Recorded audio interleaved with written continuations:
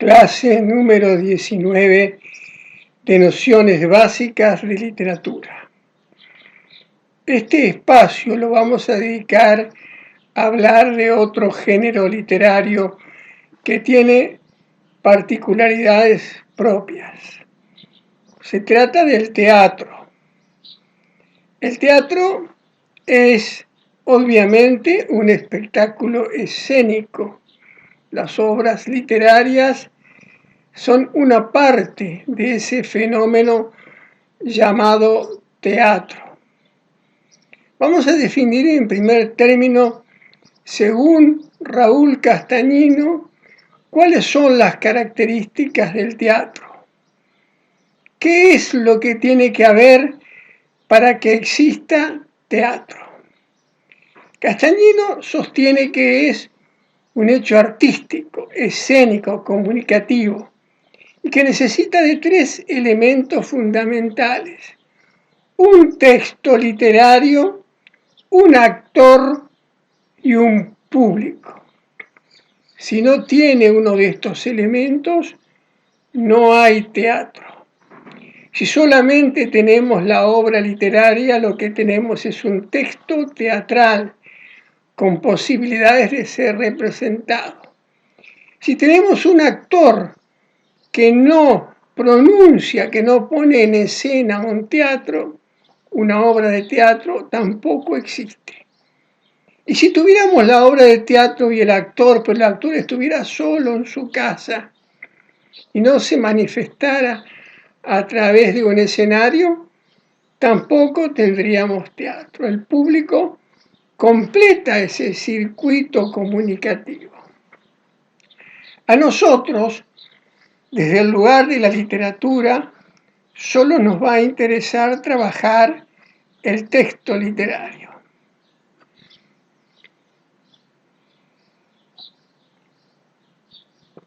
¿Qué características tiene este texto literario? Tiene las siguientes. Su formato ha sido pensado para que un director lo lea, lo estudie, lo analice y lleve a cabo posteriormente la puesta en escena. Por eso el formato de cualquier obra de teatro, como ocurre con las obras de Bertolt Brecht, o como ocurre con la famosa obra clásica de Luigi Pirandello, 6 personajes en busca de autor, o cualquiera otra, se caracteriza por estar estructurada en diálogos. El diálogo es el modo en que se cuenta la historia en un texto teatral. Además del diálogo, el texto puede tener, pero no es imprescindible, acotaciones, lo que se llama didascalia, que son todas aquellas aclaraciones, entre paréntesis o no, dirigidas al director de teatro y a los actores o a los lectores que, aunque no han visto la obra, pueden imaginarla mientras la leen. ¿Qué es el teatro según el análisis que podamos hacer?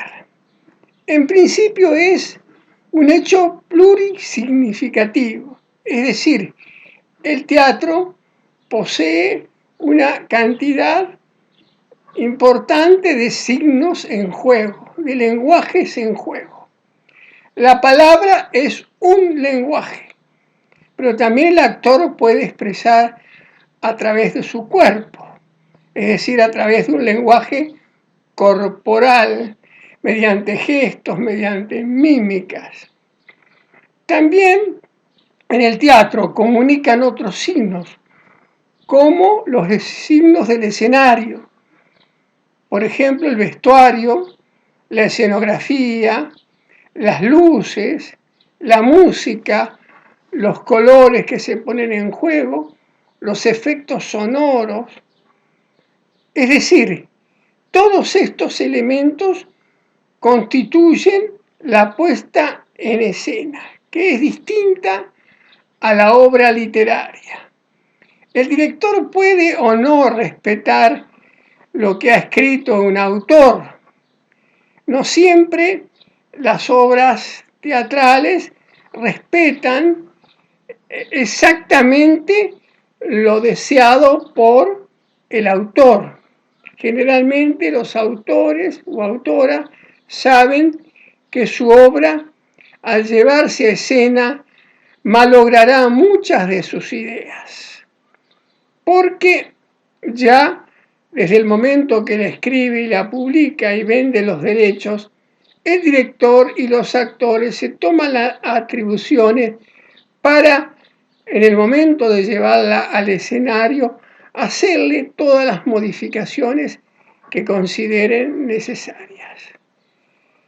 ¿Cómo analizamos una obra de teatro? Al ser un hecho plurisignificativo, ya no podemos abordarlo como si se tratara de un relato, de un cuento o de una novela, sino a través de un análisis semiótico.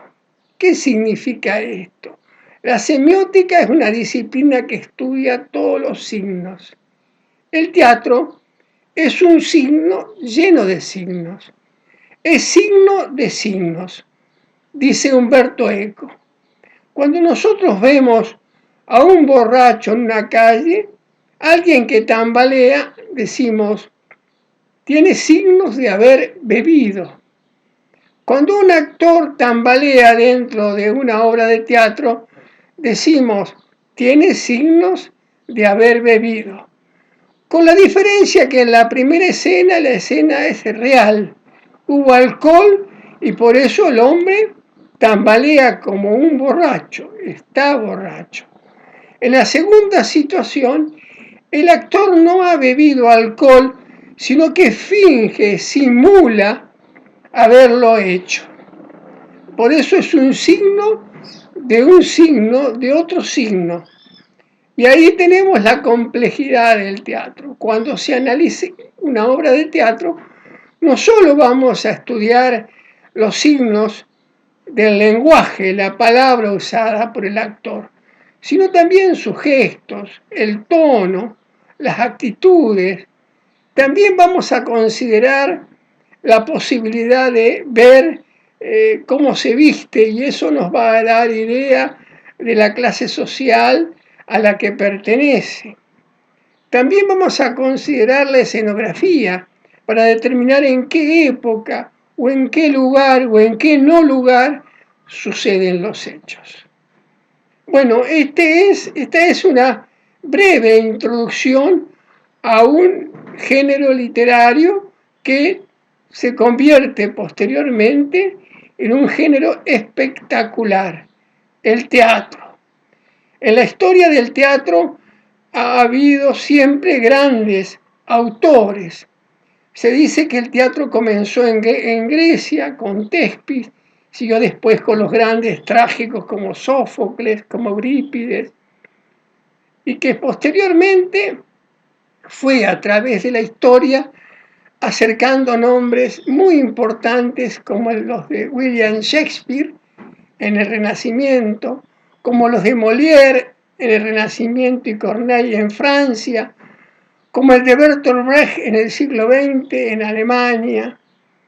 Y en la actualidad el teatro sigue teniendo vigencia con autores más contemporáneos y más cerca de nuestros problemas, como se trata de Samuel Beckett.